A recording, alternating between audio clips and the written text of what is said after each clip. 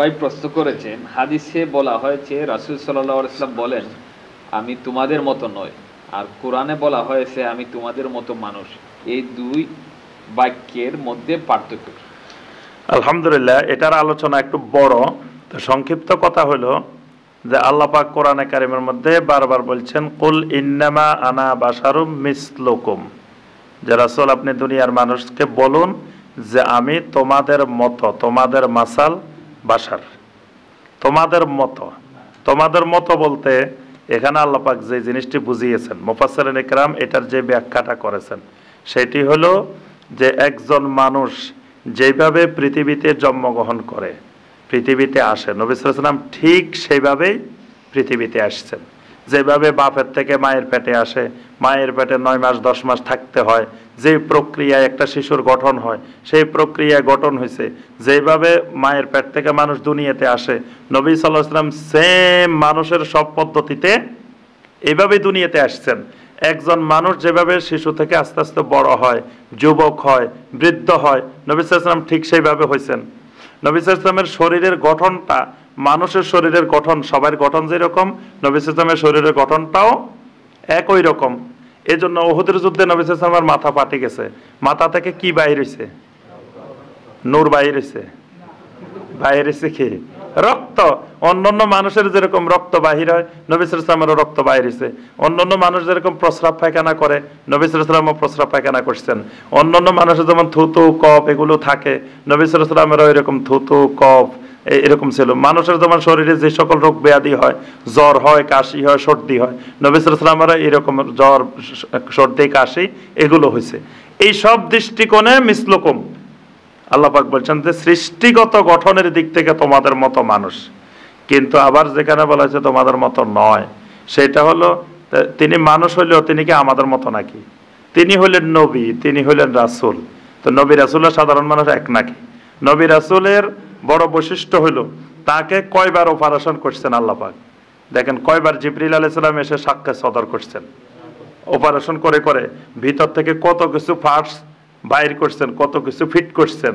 কারণ যার উপরে ওহী নাজিল হবে, যার উপরে কোরআন নাজিল হবে, যার কাছে জিবরাইল আসবো, তার শরীর যদি আমাদের মতো শরীর হয়, তো এক জিবরাইল দেখলেই তো উনি শেষ, আর ওহী লাগবে না। মানে এক জিবরাইল দেখলে, আমরা যদি জীবনে একবার জিবরাইল দেখি, আমাদের যে বডি, এই বডিতে একবারে শেষ। কারণ যে ভয়ঙ্কর 600 ডানা বিশিষ্ট জিবরাইল আলাইহিস সালাম, তাহলে নবী সাল্লাল্লাহু আলাইহি ওয়াসাল্লামের কাছে যে ওহী নাজিল হবে, এমনকি এত কিছুর পরেও যখন ওহী নাজিল হতো, নবী সাল্লাল্লাহু আলাইহি ওয়াসাল্লাম প্রচন্ড শীতের মধ্যে ঘামে ভিজে যেতেন। আয়েশা রাদিয়াল্লাহু তাআলা একবার পায়ের উপরে শোয়া ছিলেন, এমন সময় ওহী নাজিল হচ্ছিল। আয়েশা রাদিয়াল্লাহু তাআলা বলতেছেন মনে হচ্ছে আমার রানটা ফেটে ছিঁড়ে যাচ্ছে। আর একবার ওটের পিঠে বসা ছিলেন, ওটটা এমন অবস্থা হয়েছে মনে হচ্ছে ওটটা মরে যাবে। তাহলে এত কিছুর পরে ওহী কি এত সহজ জিনিস? এই জন্য আল্লাহ সুবহানাহু ওয়া তাআলা নবী সাল্লাল্লাহু আলাইহি ওয়াসাল্লামকে শারীরিক এরকম সক্ষমতাটা দেওয়ার জন্য এটা করছেন। আবার নবী সাল্লাল্লাহু আলাইহি ওয়াসাল্লামকে আপনার মেরাজে নিছেন। মেরাজে আপনার সাধারণ চাঁদের দেশে যায়, মঙ্গল গ্রহে যায়, হেরা কি আমাদের মতো এরকম পাঞ্জাবি পায়জামা পাগড়ি পরে যাইতে পারে নাকি? আলাদা কত কিছু লাগে। তো নবী সাল্লাল্লাহু আলাইহি ওয়াসাল্লামকে আল্লাহ পাক মেরাজে নিছেন, তার আলাদা কিছু শারীরিক ওইরকম ওই সব প্রতিকূলতা মোকাবেলা করতে পারে এরকম কিছু দিছেন না। অর্থাৎ নবী সাল্লাল্লাহু আলাইহি ওয়াসাল্লামের এইরকম অনেক বৈশিষ্ট্য ছিল। যেমন নামাজের ভিতরে নবী সাল্লাল্লাহু আলাইহি ওয়াসাল্লাম বলছেন যে সলাতের ভিতরে আমি সামনে যেমন দেখি পিছনেও দেখি, অন্য সময় না, শুধু সলাতের কথা বলছেন। এইসব অনেক দিক বিবেচনায় নবী সাল্লাল্লাহু আলাইহি ওয়াসাল্লাম আমাদের মতো নয়। এই জন্য ঈমান আনতে বলছে কার মতো? এটাও জানা না দেখি। ঈমান আনতে বলছেন আল্লাহ পাক সাহাবীদের মতো, কিন্তু ইবাদত করতে বলছেন নবী সাল্লাল্লাহু আলাইহি ওয়াসাল্লামের মতো। এটা খেয়াল রাখবেন। ঈমান আনবেন সাহাবীদের মতো, আমল করবেন নবীর মতো। কারণ কি? ঈমান সাহাবীদের মতো কারণ নবীর মতো ঈমান আমাদের পক্ষে সম্ভব নয়। নবী সাল্লাল্লাহু আলাইহি ওয়াসাল্লাম জান্নাত দেখছেন, জাহান্নাম দেখছেন, জিবরাইল দেখছেন, সমস্ত নবী রাসূল দেখছেন, সমস্ত আসমান দেখছেন, সিদরাতুল মুনতাহা দেখছেন, কত কিছু দেখছেন। আমি আপনি জীবনে এগুলো দেখবো নাকি? তা আমি আপনি নবীর মতো ঈমান কেমনে আনবো? এজন্য আল্লাহ পাক বলছেন ফাইনা আমানু বিমিসলি মা আমানতুম বিহি ফাকাদ ইহতাদাউ, যে সাহাবীদের মতো ঈমান যদি তারা আনে তাহলে তারা হেদায়েতের উপরে আছে।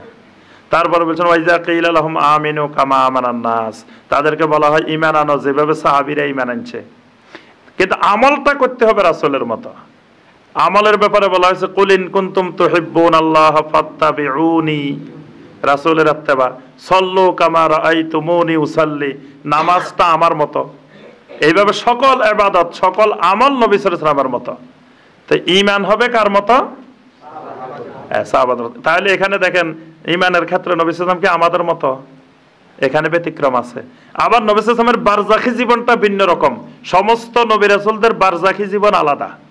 মৃত্যুর পরে নবী রাসূলদের শরীর জমিন বক্ষণ করে না, জমিনের জন্য আল্লাহ পাক হারাম করে দিয়েছেন। কোন নবীর শরীর জমিন বক্ষণ করবে না। না, আমাদের শরীর কি ছাড়বে জমিন? পাওয়ার আগে গ্রাস করে ফেলবো, কিন্তু নবী রাসূলদের শরীর বক্ষণ করবে না। এরপরে মৃত্যুর পরে নবী রাসূলদের বিশেষ হায়াত আছে বারজাখী জীবনের। তাহলে নবী সাল্লাল্লাহু আলাইহি ওয়াসাল্লাম এসব ক্ষেত্রে আমাদের মতো না। এক ভাই